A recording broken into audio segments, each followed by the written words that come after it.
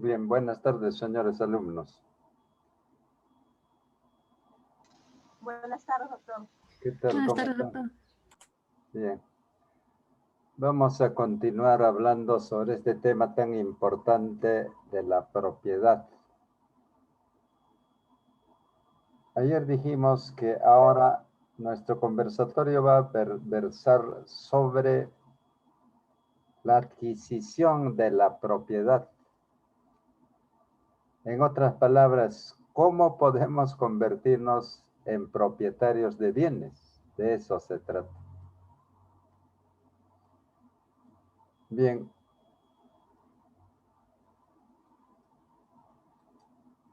Bueno, primeramente diremos a ver qué cosa es adquirir la propiedad. ¿Qué entendemos por adquisición de la propiedad? Si hacemos alguna referencia a algún tratadista, el español Castanto Beñas dice así: todos los derechos, y claro es que entre ellos el dominio, se adquieren por virtud de ciertos hechos, pues bien llámanse modos de adquirir.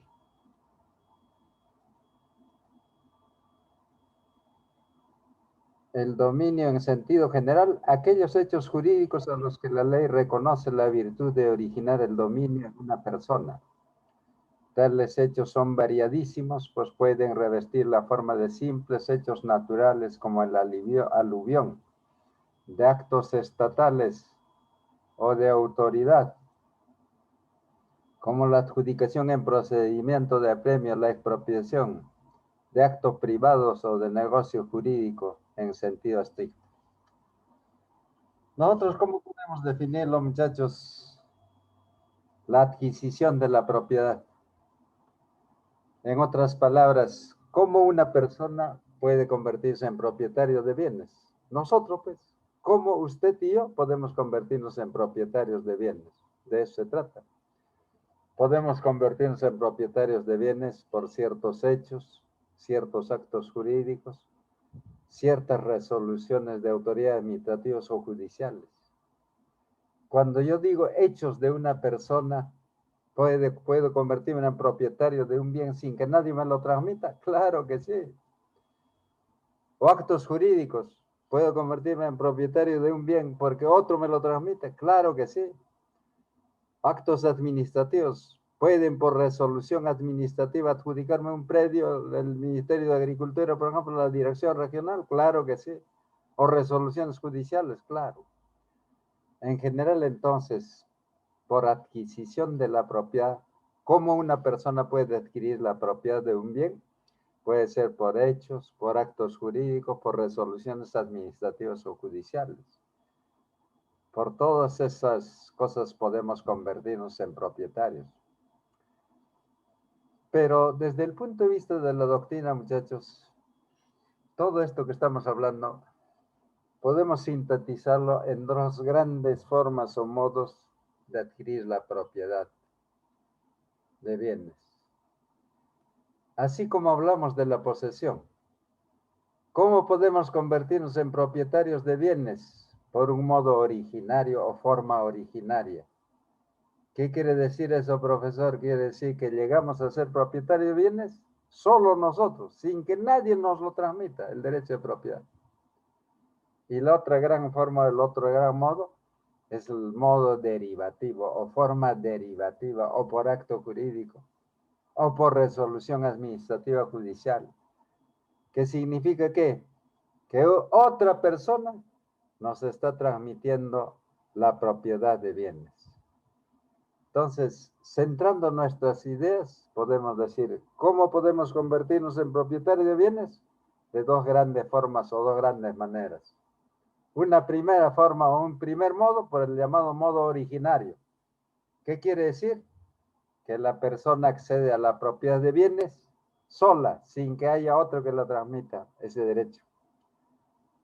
Y el otro modo o forma es la forma derivativa, pues. El modo o forma derivativa, que significa ¿qué?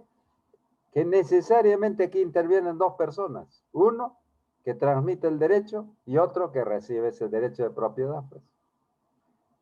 Así de simple, muchachos. Estas son las dos grandes formas o modos de convertirnos en propietarios. Uno, por el modo o forma originaria, sola la persona se convierte en propietaria, y el otro, la forma o el modo derivativo, cuando otra persona nos transmite ese derecho de propiedad.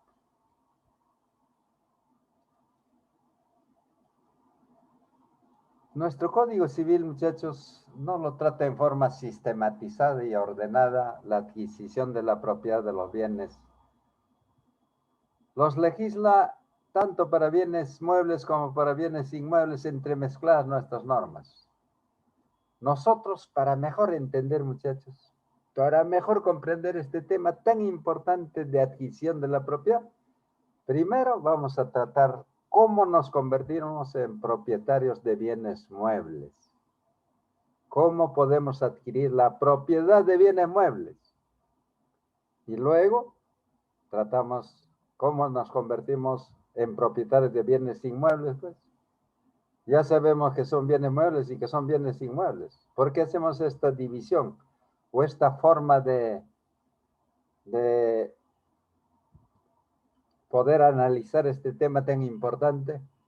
Porque las reglas, las normas que regulan la adquisición de la propiedad mueble no son iguales que las de inmuebles. Por eso, porque si una regla y un articulado se aplicara tanto para bienes muebles como inmuebles, no habría problema, pero son distintos. Por eso es que consideramos,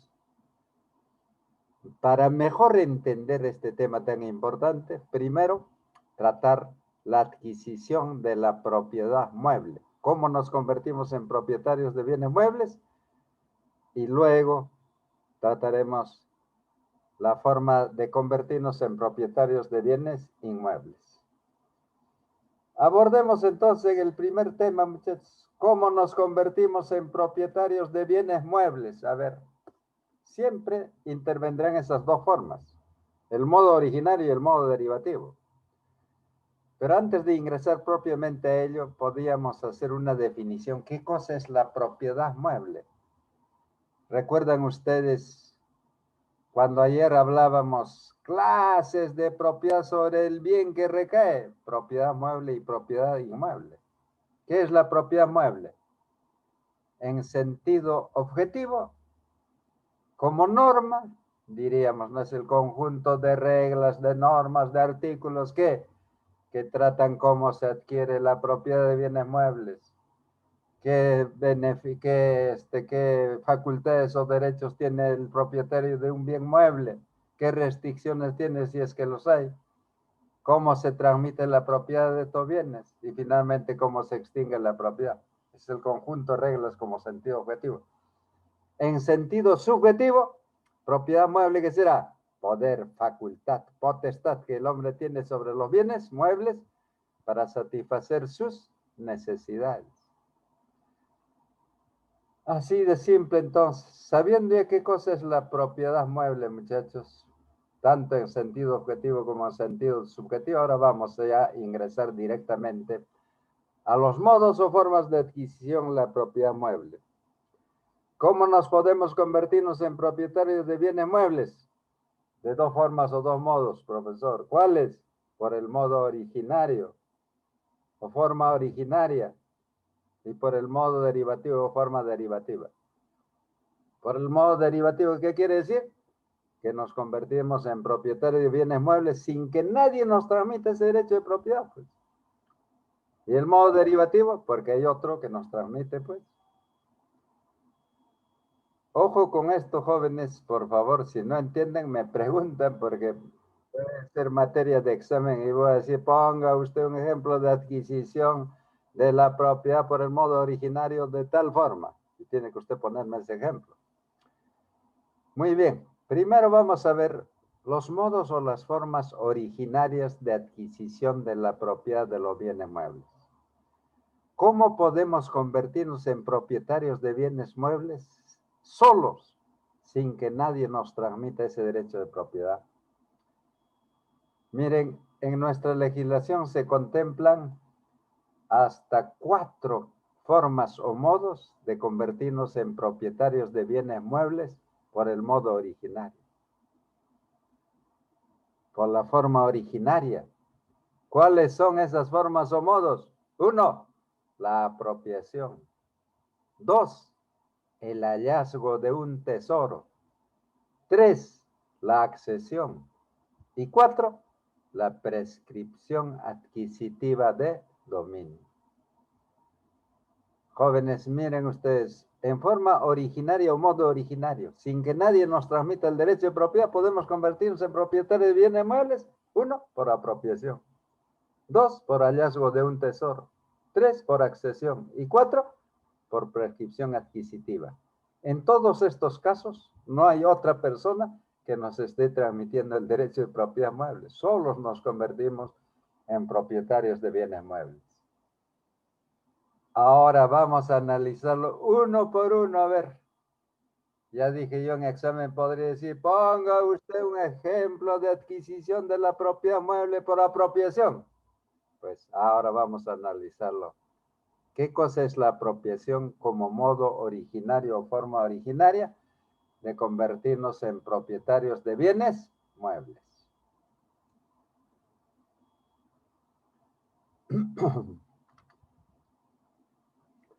En la doctrina lo conocen como ocupación, pero más, como se trata de bienes muebles, hablemos de la aprehensión. Apropiarse, aprehender, coger, en otras palabras. Lo que quiere decir este modo o forma originaria de convertirse en propietario de bienes muebles significa que quien primero coge un bien mueble se convierte en propietario, pues. El que aprende, el que coge el bien mueble, se convierte en propietario. El tema será de qué clase de bien lo cogemos. Hemos dicho ayer, muchachos, todos los bienes en este país tienen dueño, todos. Por tanto, si usted coge un celular de un compañero y ya soy propietario, está cometiendo delito. No puede hacer eso. Tiene que coger para convertirse en propietario, tiene que aprehender o coger. La palabra más simple es coger. Coger un bien mueble y se convierte en propietario. ¿De qué clase de bien mueble, profesor? Eso. Son del Estado, pero el Estado permite que usted al coger ese bien se convierta en propietario. De eso se trata. ¿Eso está regulado en el Código Civil? Claro que está regulado en el Código Civil, muchachos. Claro que está regulado, pues. Eso es lo que se conocen como res nullius o cosas de nadie, cuando en realidad no es que no sean de nadie, sino son del Estado, pero el Estado permite, pues, que el que lo coge primero se convierta en propietario. Si vamos a nuestro Código Civil, ayer hablamos del artículo 929 y 930. A ver, el artículo 929 del Código Civil dice así, muchachos. Las cosas que no pertenecen a nadie, como las piedras, conchas u otras análogas que se hallen en el mar o en los ríos o en sus playas u orillas, se adquieren por la persona que las aprehenda, con H intermedio, salvo las previsiones de las leyes y reglamentos. Miren cómo el legislador legisla todavía. Ahora decíamos, las cosas en el derecho romano se decían las cosas, res. Ahora se llaman bienes, pero el legislador todavía dice, las cosas que no pertenecen a nadie, que en realidad pertenecen al Estado. Las piedras, conchas u otras análogas que se hallen en el mar o en los ríos o en sus playas, por ellas se adquieren por la persona que las aprenda, que las coja, salvo las disposiciones de las leyes y previsiones de las leyes y reglamentos. Ahí tiene usted el caso de apropiación, muchachos. Pero la apropiación no solamente es de estas cosas. La apropiación puede ser también de animales, ¿o no? Claro que sí. Supuestamente no pertenecen a nadie, pero son del Estado. Pero a propósito de que son del Estado, yo quisiera leerles algunas normas, cómo es que todos los bienes en este país tienen propietario. Así pues, por ejemplo, miren muchachos lo que dice, a ver, el artículo 66 de la Constitución Política, de esta Constitución Política dice así, los recursos naturales, renovables y no renovables son patrimonio de la nación. El Estado es soberano en su aprovechamiento. El artículo 68 dice, el Estado está obligado a promover la conservación de la diversidad biológica y de las áreas naturales protegidas. El Código del Medio Ambiente y Recursos Naturales, que está contenido en el Decreto Legislativo 613, en su artículo segundo del título preliminar, dice, el medio ambiente y los recursos naturales constituyen patrimonio común de la nación. Su protección y conservación son de interés social y pueden ser invocados como causa de necesidad y utilidad públicas. El artículo 36 de este mismo código dice, el patrimonio natural de la nación está constituida por la diversidad ecológica, biológica y genética que alberga su territorio, los ecosistemas, los procesos naturales, las especies de flora y fauna, las variedades de las especies domésticas nativas, los paisajes y las interrelaciones entre estos elementos son las manifestaciones principales del patrimonio natural. Más claro que eso, ni hablar, muchachos. ¿Y dónde pues dice entonces nuestro Código Civil que las cosas que no pertenecen a nadie, por Dios? ¿Cómo es que no pertenecen a nadie? Son del Estado. Claro, naturalmente está mal redactado el articulado, por supuesto. Debía decir las cosas que de escaso valor que pertenecen al Estado pueden ser materia de apropiación, de conversión en propiedad privada por los particulares que las aprendan. Así sería mejor, ¿no es cierto? Pero no. Acá el Código Civil, en cuanto a la apropiación, en el artículo 929, dice, las cosas que no pertenecen a nadie, y especifica, como las piedras, conchas u otras análogas que se hallen en el mar o en los ríos o en sus playas u orillas, se adquieren por las personas que las aprenda, salvo las previsiones de las leyes y reglamentos. En concreto, lo que yo quiero que quede en la mente de todos nosotros, muchachos, es esto. ¿Qué cosa es la apropiación como modo originario de convertirnos en propietarios de bienes muebles? Apropiación quiere decir cogimiento, coger, agarrar en términos vulgares, aprender.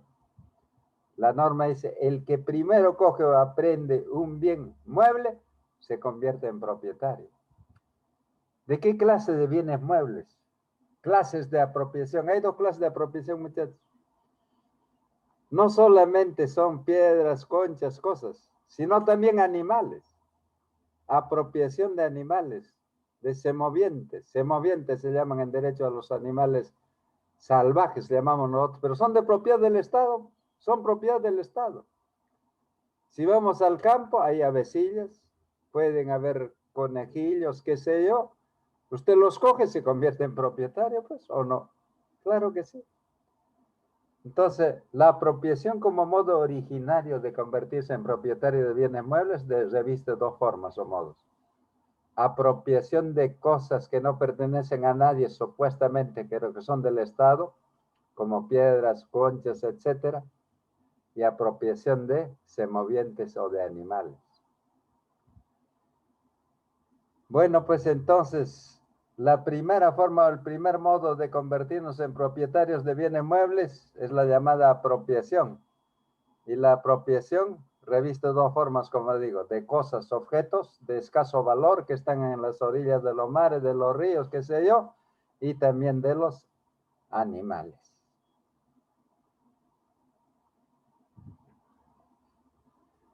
En cuanto a la apropiación de animales, de semovientes o de animales de caza, podemos ver la apropiación de animales en dos vertientes a la vez.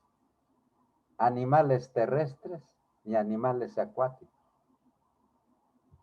Y apropiación de animales terrestres que pertenecen al Estado pero que viven en tierra, pues, El que primero los coge se convierte en propietario. ¿Y a través de qué? A eso se llama la caza. Y de los animales acuáticos se llama pesca, pues. ¿Hay peces en el mar? Claro que sí. ¿Hay peces en los lagos? Sí, señor. ¿Hay peces en los ríos? Sí, señor. El que agarra, el que coge esos peces, ¿se convierte en propietario? Claro que sí, de eso se trata, pues. Pero verán ustedes, muchachos, todo esto está, si bien en el Código Civil nos dice que el que primero coge las cosas, así piedras, conchas de escaso valor, se convierte en propietario. Y en cuanto a animales, dice, el que coge animales de caza terrestres, el que primero coge se convierte en propietario, o de peces. Pero hay otras normas administrativas, por ejemplo, que regulan totalmente la caza. ¿Puede usted cazar una vicuña? No puede. Se convierte, comete delito, ¿no? ¿Qué cosa puedo cazar entonces, profesor? Puede usted cazar la vizcacha, puede cazar cuyes silvestres, avecillas, palomas, etc. Pero además, si quiere usted cazar con armas de fuego, ¿puede usted comprar un arma e irse al campo? No, tiene que tener licencia. Licencia de Discamec, donde le hacen una evaluación psicológica, física, etcétera, para poder portar armas. Y si no tiene eso, comete delito de estar portando armas de fuego. En fin, entonces, en cuanto a la apropiación de animales o semovientes, tenemos la caza y la pesca. La caza y la pesca. La caza, referida a la apropiación de animales terrestres, y la pesca, referida a la apropiación de animales acuáticos. En cuanto a la caza de animales terrestres, muchachos, el artículo 930 del Código Civil dice que se adquieren por la caza por quien los coge al animal, pero basta que hayan caído en las trampas o que heridos sean perseguidos sin interrupción.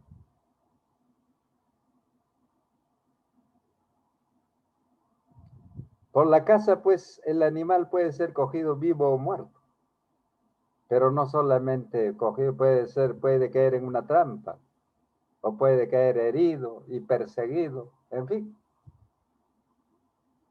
Pero el tema es lo siguiente, jóvenes. Para poder cazar usted animales, tiene que conocer la legislación administrativa. ¿Qué animales terrestres puede usted cazar? Como decía, a ver, yendo a extremos. ¿Puedo irme a Galeras, profesor, y cazar una vicuña? Vaya usted a ver lo que le va a pasar. No puede. La vicuña está considerada patrimonio de la nación. Hace de 100, 200 años seguramente era permisible la caza de la vicuña. Era permisible la caza, ahora ya no. Tan cierto es que el Estado es propietario de todo, que el Estado va reduciendo cada vez más. Tal cosa, el guanaco ya no se puede cazar, la chinchilla no se puede cazar. Llegará un día en que nos digan, el Estado saque una norma, no se pueden cazar avecillas, la paloma, qué sé yo, porque eso es propiedad del Estado, pues. Pero ahora, en las normas administrativas de la caza, jóvenes, hay leyes administrativas que regulan plenamente esto. El artículo 39 del Código del Medio Ambiente y Recursos Naturales dice: el Estado concede protección especial a las especies de carácter singular y a los ejemplares representativos de los diferentes tipos de ecosistemas, así como al germoplasma de las especies domésticas nativas. Aquellas especies cuya supervivencia se encuentra amenazada, en peligro o en vías de extinción, serán objeto de rigurosos mecanismos de control y protección que garantizan su conservación. No todas las especies de animales terrestres podemos cazarlo, obviamente, ¿no? El maestro Arias Schreiber sobre esto decía, la legislación administrativa contiene normas muy severas y que desde luego reducen ostensiblemente la posibilidad de cazar o pescar libremente. Entre nosotros el valor de la lana de la vicuña y el guanaco condujeron a la caza irrestricta de estos auquénidos, de modo que peligró seriamente su supervivencia. Fue por lo tanto indispensable que por decreto supremo del 8 de octubre de 1920 se impidiese el comercio de pieles de vicuña.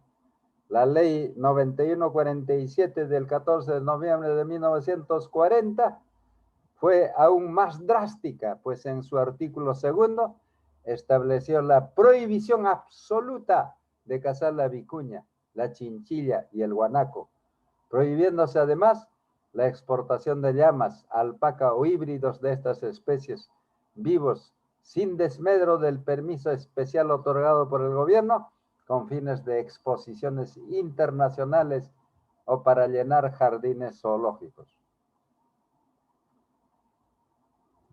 Bueno, pues dada la importancia de la preservación de estas especies animales, muchachos, el gobierno del general Juan Velasco Alvarado promulgó el decreto ley 21.147, llamada Ley Forestal y de Fauna Silvestre. Esta ley fue derogada por la única disposición complementaria de la ley 27.308, Ley Forestal y de Fauna Silvestre, la misma que también fue derogada por única disposición complementaria de la ley 29.763, Ley Forestal y de Fauna Silvestre, promulgada en el año 2011, pero en vigencia desde el 30 de septiembre del año 2015, con la aprobación de sus 4 reglamentos. Tiene 4 reglamentos esta ley en vigencia. El Decreto Supremo 018-2015 Minagri, que aprueba el reglamento para la gestión forestal. El Decreto Supremo 019-2015 Minagri, que aprueba el reglamento para la gestión de fauna silvestre. Decreto Supremo 020-2015, que aprueba el reglamento para la gestión de las plantaciones forestales y los sistemas agroforestales. Y Decreto Supremo 021-2015, que aprueba el reglamento para la gestión forestal y de fauna silvestre en comunidades nativas y comunidades campesinas. La ley 29.763, muchachos, ley forestal y de fauna silvestre, que es la que está en vigencia, en su artículo 76 establece clases de caza o captura. En esta ley incluso se habla de las clases de caza. Así, por ejemplo, caza de subsistencia para pobladores rurales, caza o captura con fines comerciales, caza deportiva y cetrería. Tan regulada está la actividad de la caza por esta norma que contiene 4 clases de caza. Caza de subsistencia para pobladores rurales. ¿Habrá gente en este país que vive todavía solo de la caza para supervivir solo de la caza? Claro que sí. A eso se llama caza de subsistencia, pues, en la selva, por ejemplo.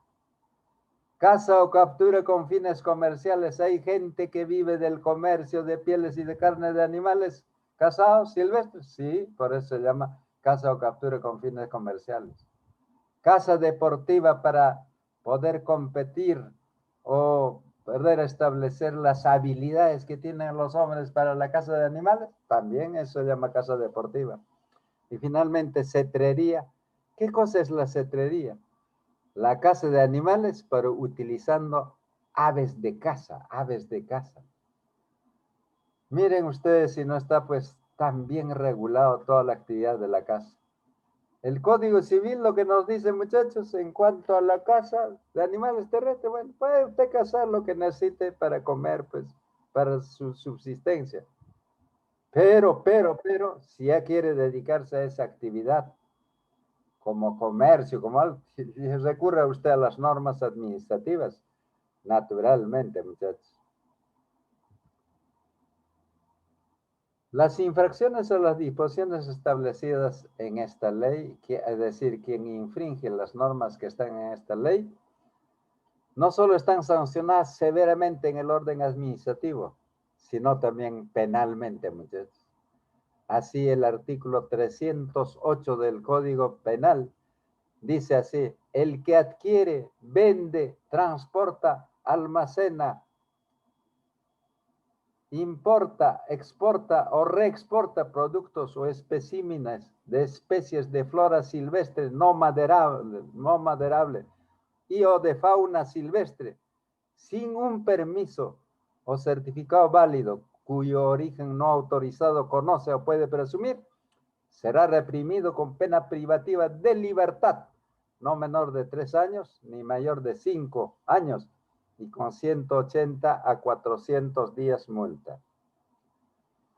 Ven ustedes, jóvenes. Entonces me dirían ustedes, profesor, el código es claro, el Código Civil dice que el que caza animales terrestres se convierte en propietario, pero de animales cuya caza está permitida y en las formas como se puede hacer la caza. ¿Quiere usted cazar algo? Primero indaga, averigua, a ver. Lugares donde se puede cazar, muchachos. Eso está contenido en el artículo 931 del Código Civil, que dice: no está permitida la caza ni la pesca en predio ajeno, sin permiso del dueño o poseedor, según el caso, salvo que se trate de terreno no cercado ni sembrado. Los animales cazados o pescados son en contravención a este artículo, pertenecen a su titular o poseedor, según el caso, sin perjuicio de la indemnización que corresponda. ¿Dónde podemos cazar? Entonces, en terrenos no cercados ni sembrados. Y si están cercados o sembrados, hay que pedir permiso al propietario o poseedor. Y si usted lo caza en esos terrenos así, el animal cazado no le pertenece a usted, le pertenece al propietario o poseedor del terreno, cercado o sembrado, sin perjuicio de los daños y perjuicios que pudiera haberle causado. En cuanto a la caza de animales permitidos, también hay que hacer presente, la norma dice: si un cazador hiere a un animal, ese animal herido escapa. Si el cazador le sigue al animal herido, él ya es propietario de ese animal hasta que lo captura. Pero si el animal herido no es perseguido por el cazador que lo hirió, el que lo caza posteriormente se convertirá en propietario. ¿Se pueden dar esos casos? Naturalmente que se pueden dar. En cuanto a la actividad de la pesca, muchachos, la pesca en nuestro país tiene una importancia enorme en nuestra economía nacional. Tanta importancia ha tenido en nuestra economía la actividad de la pesca, que anteriormente había un ministerio de pesquería en el Ejecutivo. Ahora hay un viceministerio de pesquería en el Ministerio de la Producción, actualmente. Pero la pesca en nuestro país, muchachos, ha jugado un papel tan importante, por Dios, en nuestra economía. El Perú es tan rico en todo. Nuestros mares están llenos de riqueza. El problema es que no tenemos la tecnología ni los instrumentos para poder pescar nuestros recursos naturales, desgraciadamente. ¿Y qué hacen nuestros gobernantes? Concesionarlos, pues, a empresas extranjeras, japonesas, europeas, qué sé yo, que van depredando nuestras aguas. La actividad de la pesca igualmente está regulada, pues totalmente. Si hay un viceministerio de pesquería, ni hablar, pues por Dios, está totalmente regulada. Hay instituciones específicamente dedicadas a esta actividad. Por ejemplo, el Instituto del Mar del Perú, IMARPE, el Fondo Nacional de Desarrollo Pesquero, el Instituto Tecnológico de la Producción, el Organismo Nacional de Sanidad Pesquera, etc.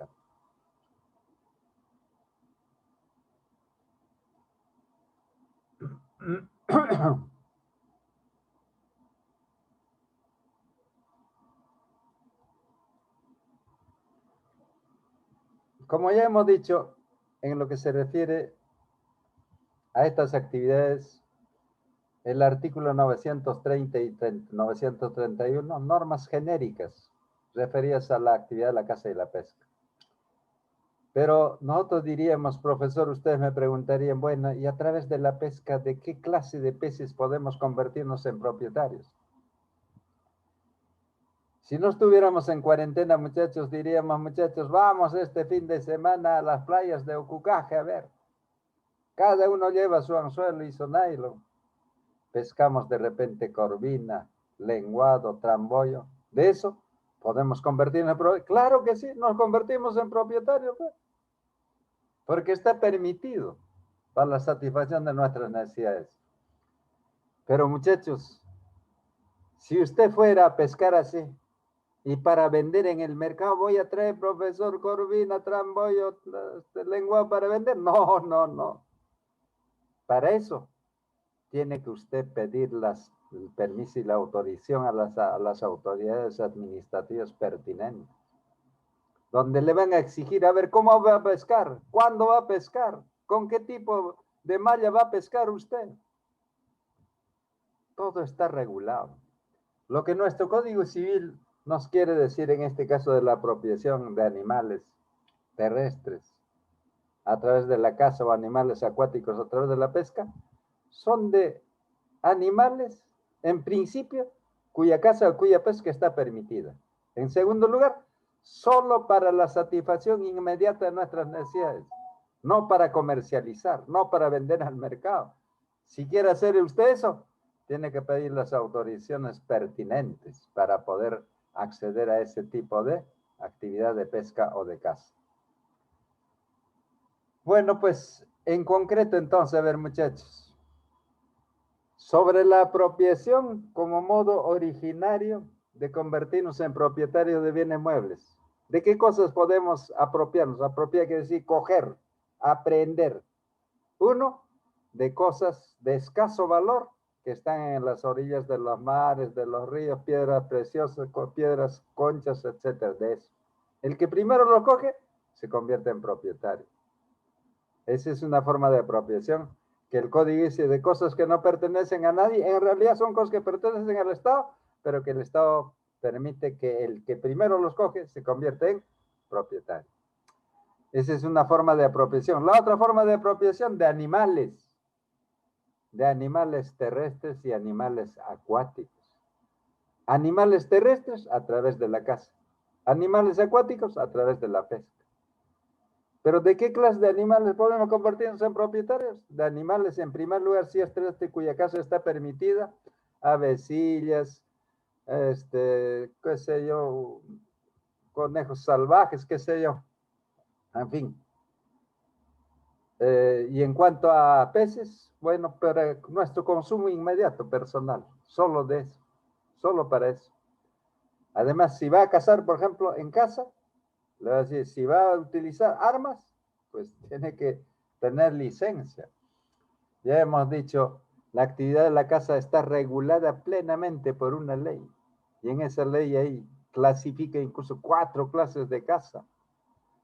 Pero en el Código Civil, lo que nos está diciendo a nosotros, el Código Civil, es que podemos cazar animales silvestres que pertenecen al Estado para nuestro consumo inmediato y somos propietarios.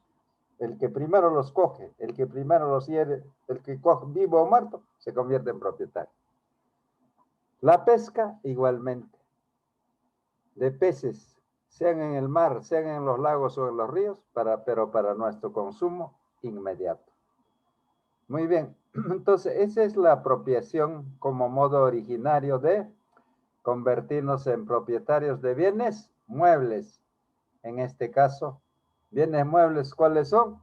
Son las piedras, las conchas y los semovientes. Los animales son considerados bienes muebles. Muy bien. Otra forma de convertirse en propietario de bienes muebles es el hallazgo de un tesoro, muchachos. Hallazgo de un tesoro.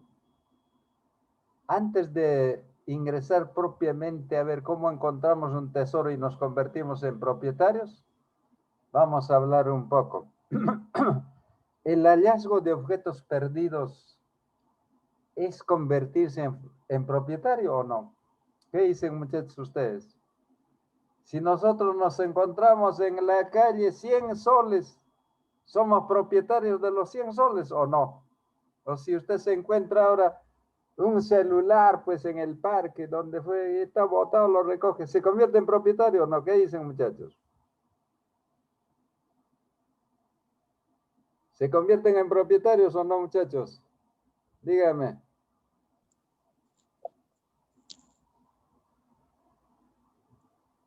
Sí, doctor. ¿Sí nos convertimos en propietarios? Miren, muchachos, yo debo decirles lo siguiente. El encontrarse un objeto perdido no es convertirse en propietario. Aquí vamos a ver esto que dice, la norma es válida pero ineficaz. El encontrarse objetos perdidos no es convertirse en propietario. De tal manera que si después de esta clase usted se encuentra 500 soles en la calle o 100 soles en la calle o una laptop o un celular, ¿qué debe hacer? La norma dice que debe ir usted al municipio a entregar ese objeto perdido. ¿Para qué? Para que el municipio, por los medios masivos de comunicación, diga el señor alumno, la señorita alumna del tercer año se ha encontrado 100 soles en la calle tal, que venga su dueño a reclamar. Si aparece el dueño y demuestra que es el dueño, le devuelven ya no 100 soles, posiblemente 70 soles. ¿Y 30 soles, profesor? 15 soles para usted como premio y otros 15 soles por los gastos que haga el municipio. La pregunta es, ¿realmente ha escuchado usted así? ¿Funciona esta norma realmente así? ¿En la realidad funciona? Quien se encuentra un objeto perdido entrega al municipio, no funciona, pues no es eficaz. Norma válida, pero ineficaz, muchachos. Además, debo decirles que en ninguna legislación del mundo, yo he estudiado esto, como les dije, tengo un libro ya actualizado de derechos reales, he revisado diversos códigos civiles del mundo, en ningún código civil del mundo permite que quien se encuentre un objeto perdido se convierta en propietario. Ningún código civil del mundo. Entonces, encontrarse objeto perdido no es acceder a la propiedad de bienes muebles. No es acceder a la propiedad de bienes muebles, muchachos. Sin embargo, encontrarse un tesoro sí puede convertirse en propietario de ese tesoro. Qué curioso, ¿no? Acá quien encuentra un tesoro, muchachos, dice, no, no puedo ser propietario de un tesoro. Está oculta. Sin embargo, la norma dice, si encuentra usted un tesoro, es propietario de ese tesoro. Pero si encuentra un objeto perdido, no accede a la propiedad. Debe devolver, debe llevarlo al municipio, porque si usted se queda con ese objeto perdido, se convierte comete hasta delito. Hasta delito comete, muchachos. Accede a la posesión, pero no a la propiedad. ¿Y cómo es eso de que nos convertimos en el hallazgo de un tesoro, dice la ley? Miren lo que dice el artículo 932 del Código Civil. Quien halle un objeto perdido está obligado a entregarlo a la autoridad municipal, la cual comunicará el hallazgo mediante anuncio público. Si transcurren 3 meses y medio y nadie lo reclama, se venderá en subasta pública y el producto se distribuirá por mitades entre la municipalidad y quien lo encontró previa deducción de gastos. Así que de ninguna manera encontrarse un objeto perdido es acceder a la propiedad del objeto perdido.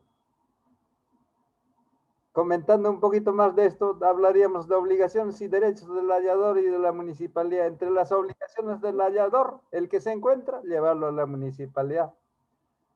Y en tanto no se produzca la entrega, guardarlo, custodiarlo, pues. En cuanto a derechos que tiene el hallador, dice al pago de los gastos efectuados por el hallazgo, al pago de la mitad del producto. Si no aparece el dueño, la municipalidad remata el bien y se reparte la municipalidad y el hallador a mitad. La municipalidad obligada aquí a anunciar a la comunidad cuando el que encontró el objeto perdido lo lleva a la municipalidad. ¿Qué debe hacer la municipalidad?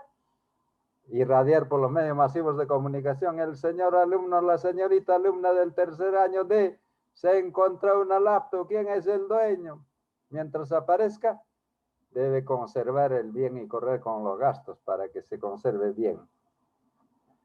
En cuanto a derechos, la municipalidad, pues, cuando aparece el dueño, le cobra todos los gastos efectuados por la comunicación y también a la mitad de la subasta, si es que no aparece en 3 meses y medio, debe subastarlo.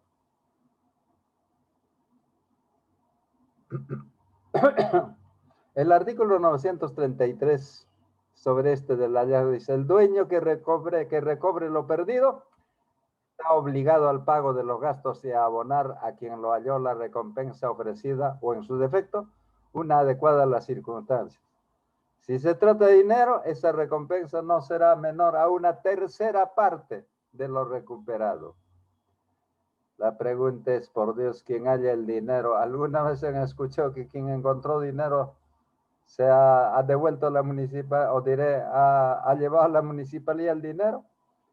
Yo lo que he escuchado por radio, muchachos, es más bien, señor, se me ha perdido tal cosa, había también dinero, que se lleve el dinero, pero que me devuelva los documentos. Eso he escuchado por avisos públicos. Bueno, ya sabemos entonces, muchachos, que hallarse un objeto perdido no es acceder a la propiedad. Sin embargo, hallarse un tesoro, sí pues. Sí es convertirse en propietario de tesoro. La pregunta será, muchachos, primero, ¿qué cosa es tesoro?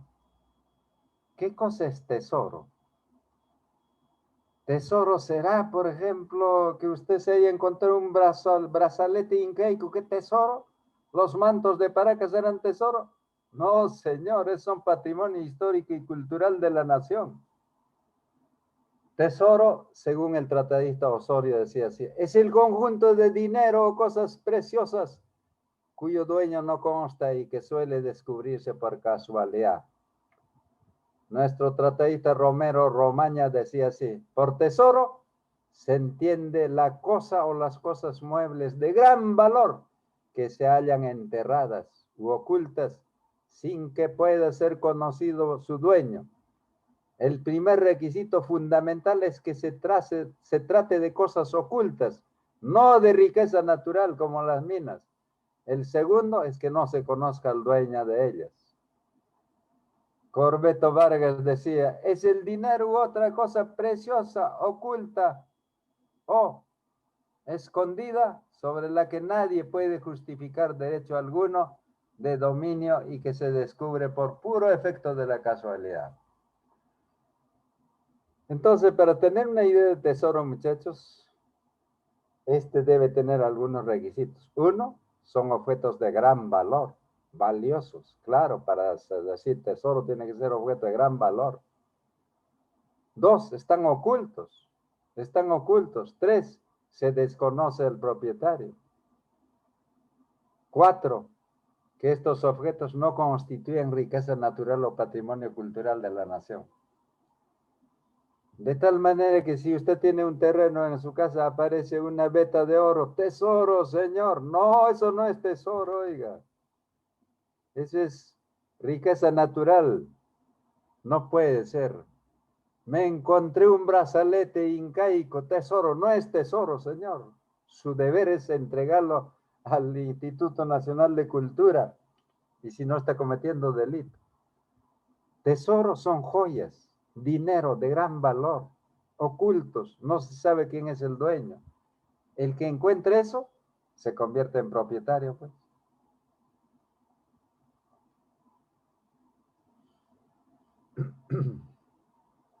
Hace años cuando yo hablaba de esto, muchachos, un alumno me preguntó, profesor, me dijo, allá por la isla, como quien va a Los Molinos, es un sector que se llama La Isla, una señora ha encontrado, escarbando para hacer su casa, para hacer el cimiento de su casa, encontró un águila de oro, de 20 kilos de peso aproximadamente. Entonces todo el pueblito sabía que ella había encontrado eso. ¿Este es tesoro o no es tesoro? No es tesoro. Pero esta señora sabe que tenía guardado, dice, en su casa, esa ave de oro encontrada así. Y bueno, pues, un buen día, dice que aparecen con una camioneta 4 tipos vestidos con cierta clase de uniformes, chaquetas, donde decía Instituto Nacional de Cultura, INC. Y le dicen a la señora, señora, usted encontró aquí Patrimonio Histórico y Cultural de la Nación. Así que entréguenos o lo llevamos presa. Le entregaron y se fueron los tipos. Yo a la alumna le digo, ¿usted ha visto eso? Yo he visto, profesor, me dice. Entonces el Instituto Nacional de Cultura lo ha recogido. Así han ido, profesor, y lo han recogido. Aquella vez el jefe del Instituto Nacional de Cultura era un profesor de la universidad, amigo mío. Así que quisiera ver esa joya, pues en realidad es un patrimonio histórico y cultural de la nación. Me encuentro con el ingeniero. Oye, le digo, has mandado recoger un águila de oro de allá de la isla, como quien va a Los Molinos. ¿Cómo que mandó a recoger? Sí, pues tu gente ahí dice con una camioneta y lo ha recogido. Doctor, me dice, yo no tengo ni camioneta ni gente. Y recién me entero de lo que usted me está diciendo. ¿Qué? Así es. ¿Qué ocurrió? Delincuentes. Se disfrazaron de eso y pues se llevaron el águila de oro, muchachos. Pero ese era tesoro, no era tesoro. Era patrimonio histórico y cultural de la nación. Pero ¿se pueden encontrar tesoros? ¿Se encuentran tesoros? Claro que se encuentran tesoros. Nuestro Código Civil hace algunas prescripciones. A ver, ¿dónde podemos encontrar? En el artículo 934 dice, no está permitido buscar tesoro en terreno ajeno cercado, sembrado o edificado, salvo autorización expresa del propietario. No está permitido buscar tesoro en terreno ajeno cercado, sembrado o edificado, salvo autorización expresa del propietario. En contrario censo, sí se puede buscar en terreno ajeno no cercado, no sembrado, no edificado, ¿no? El tesoro hallado en contravención de este artículo pertenece íntegramente al dueño del suelo. Quien buscare tesoro sin autorización expresa del propietario está obligado al pago de la indemnización de daños y perjuicios resultantes. Yo tengo entendido que mucha gente ha encontrado tesoros, efectivamente. Y que en el Perú hay muchos tesoros, claro que sí. Joyas, dinero, libra esterlina, plata blanca enterrada, claro que sí, muchachos. Veamos por qué, a ver.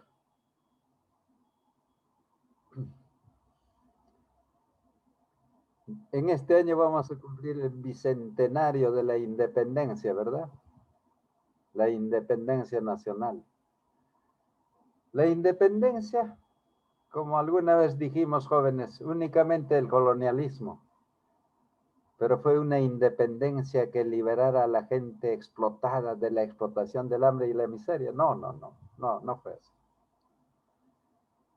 Pero para el tema que estamos hablando, jóvenes, resulta que las tropas libertarias, San Martín, Bolívar, etcétera, cuando comenzaron a arrinconar y a derrotar a las tropas virreinales, a las tropas españolas, pues hace 200 años se conocía papel como tenemos ahora, muchachos, papel papel moneda, no se conocía. Ese papel sencillo que usaban no se conocía. ¿Habían bancos? No.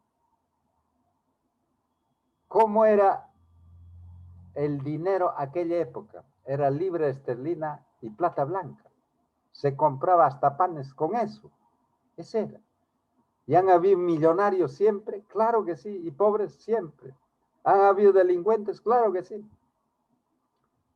Y resulta que cuando llegó esta guerra, muchachos, de la independencia, los depredadores, los delincuentes, estos que se apoderaron de nuestras riquezas, no pudieron llevarse todo, pues trataron de escapar a España. ¿Y qué hicieron? Enterrar pues el oro y la plata, la libra esterlina y la plata blanca, para regresar y llevárselo. Y no pudieron regresar, pues, no pudieron regresar. Yo soy apurimeño de nacimiento, muchachos, y entre estos informaciones de la independencia, se narra que en documentos españoles existen por ahí, por algunas quebradas de mi tierra, 30 cargas de oro y plata, que los gamonales de aquella época que controlaban la tierra y todas las riquezas allí, no pudieron llevárselo, pues. Y hay gente que hasta ahora lo busca. Pero esos tesoros, esos son tesoros. Plata, joyas, dinero enterrado, muchachos, manipulado por mano humana, genera un elemento químico letal, fatal, se llama antimonio.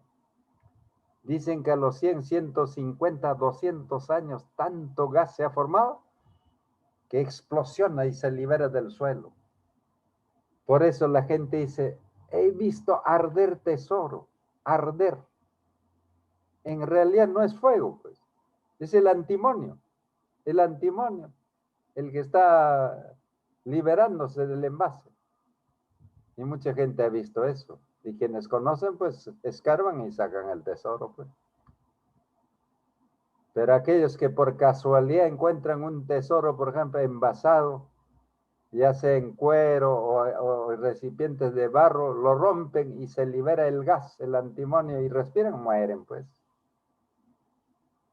Pero hay muchos de esos tesoros que han encontrado, muchachos. Y seguirán encontrándose seguramente, no solamente por esta causa de la independencia, de la guerra de la independencia, sino también de la guerra con Chile. Cuando estos vencieron a nuestras tropas y se vinieron, ¿qué hicieron? Pues en el Perú enterraron plata y oro, pues, porque si no también estos vinieron a saquear nuestras riquezas. ¿Y este oro y plata ahora comienza a arder? Claro que sí, muchachos. Eso se llama tesoro. Entonces, en concreto, el hallar un tesoro es convertirse en propietario de ese tesoro. Naturalmente, si ese tesoro lo encuentra usted en su propio terreno, no hay nada que discutir, pues nada que decir, por Dios. Es suyo, pues. Pero si usted encuentra en terreno ajeno, no cercado, no sembrado, también puede extraerlo. Pero si usted ha visto arder en tesoro ajeno, en corral ajeno, sembrado, cercado, no lo puede sacar.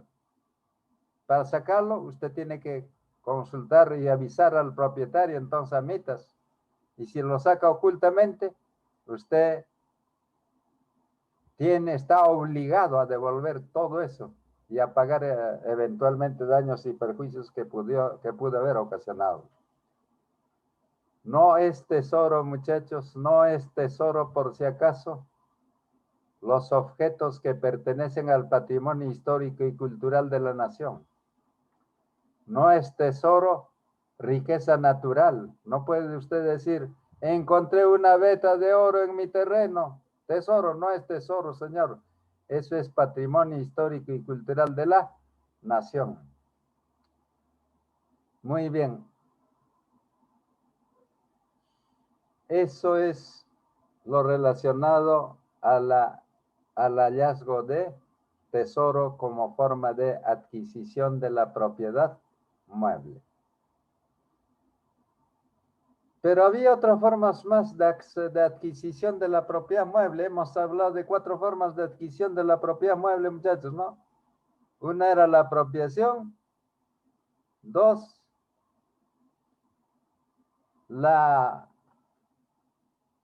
el hallazgo de tesoros.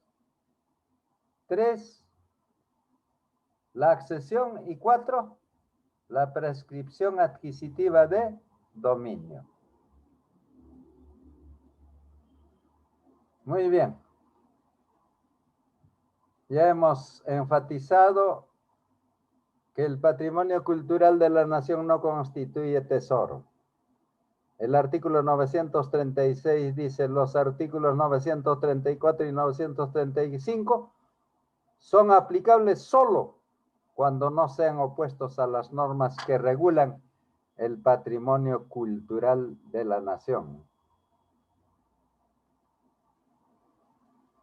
El artículo 21 de la Constitución Política dice: los yacimientos y restos arqueológicos, construcciones, monumentos, lugares, documentos bibliográficos y de archivo, objetos artísticos y testimonios de valor histórico expresamente declarados bienes culturales y provisionalmente los que se presumen como tales son patrimonio cultural de la nación, independientemente de su condición de propiedad privada o pública. Están protegidos por el Estado. La ley garantiza la propiedad de dicho patrimonio. Fomenta conforme a ley la participación privada en la conservación, restauración, exhibición y difusión del mismo, así como su restitución al país cuando hubiere sido ilegalmente trasladado fuera del territorio nacional. ¿Quién declara que estos objetos o restos arqueológicos son bienes culturales? El Instituto Nacional de Cultura, pues. ¿Quién va a declararlo, pues?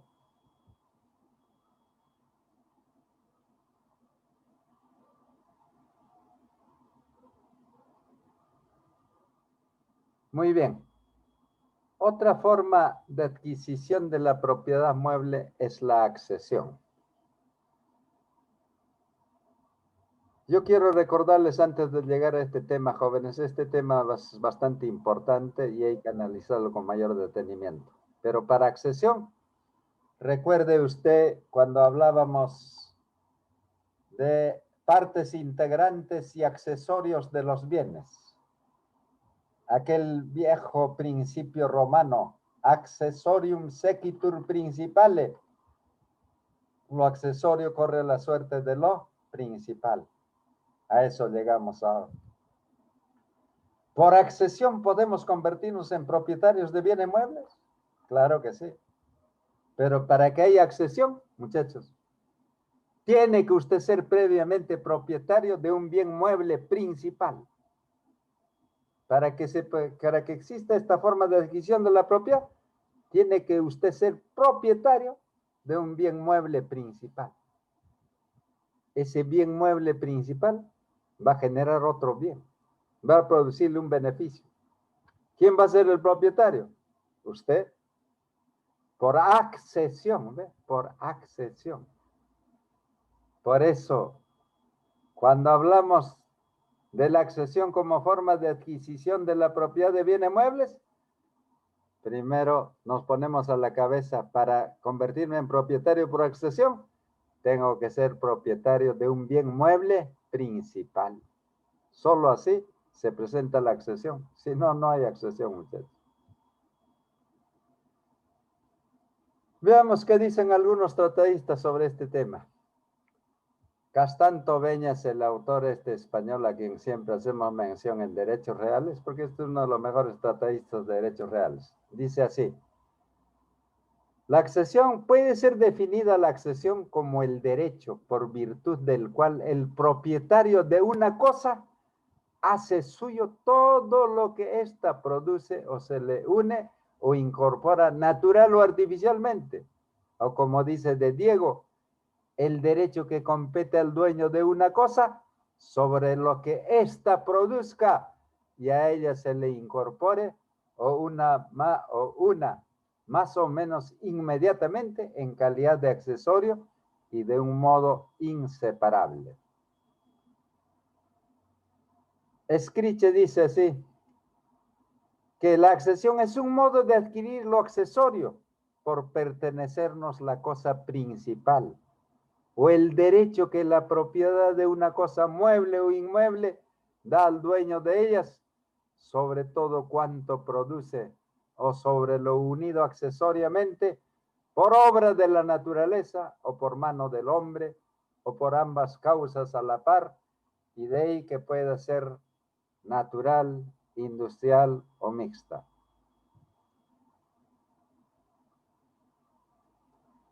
Nuestro Código Civil en su artículo 938 dice, el propietario de un bien adquiere por accesión lo que se une o adhiere materialmente a él. Por eso, jóvenes, recalco, para que usted se convierta en propietario de bien mueble por accesión, primero, tiene que ser propietario de un bien mueble principal. Ese bien mueble principal puede generar otro bien. O se puede adherir o unir a ese bien principal, se une o se adhiere a otro bien. ¿Quién es el dueño de eso? Usted, porque es el propietario del bien mueble principal. Bien, muchachos. Por ahora, si tienen algunas preguntas, aquí nos vamos a quedar porque eso de la accesión puede ser materia de examen y quiero explicarles con más detenimiento. Ya nos quedan pocos minutos, así que, a ver, ¿algunas preguntas, muchachos? ¿No tienen ninguna pregunta? No, doctor. ¿Todo está claro? Si está claro todo, muchachos, la próxima semana, la próxima clase vamos a terminar con este tema importante, de la accesión y la prescripción adquisitiva. Esas son formas de adquisición de la propiedad mueble, pero muy importantes. Y quiero que ustedes estén totalmente atentos y además con el tiempo suficiente. Yo en 7, 8 minutos que nos queda de clase no puedo terminarlo eso. ¿Ya? Ya, doctor, hasta la otra semana entonces. Hasta la otra semana, muchachos. Cuídense mucho, por favor. Tomen todas las previsiones del caso, muchachos, y siempre con el ánimo